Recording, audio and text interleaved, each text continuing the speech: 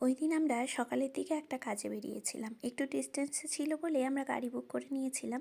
গাড়িতে যেতে যেতে এনভায়রনমেন্টটা এতই ভালো লাগছিল, আমি একটু ক্যামেরাবন্দিও করেছিলাম।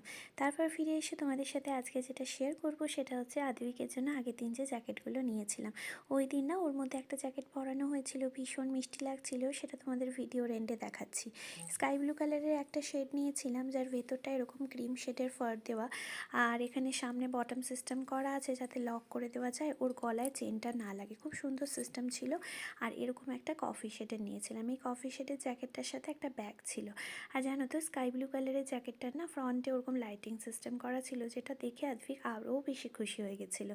আর এর সাথে যে পাউচ ব্যাগটা ছিল, পরে যখন ও নিতে পারবে নিচে ক্যারি করে, তখন ওর কিছু পছন্দের জিনিস ও রাখতে চাইলে রাখতে পারবে। তো আমরা যখন বেরিয়েছিলাম ওকে একটা জ্যাকেট পরিয়েছিলাম। আমাদের তো ভীষণ ভালো লেগেছে। এই যে এই পাউচ ব্যাগটা বেশ চেইন সিস্টেমও করা আছে, কিছু যদি রাখে সেটা পরেও যাবে না। দেখো তো তোমাদের কেমন লাগলো? আমাদের তো ভীষণ ভালো লেগেছিলো। ভালো থেকো সবাই, আবার দেখা হবে।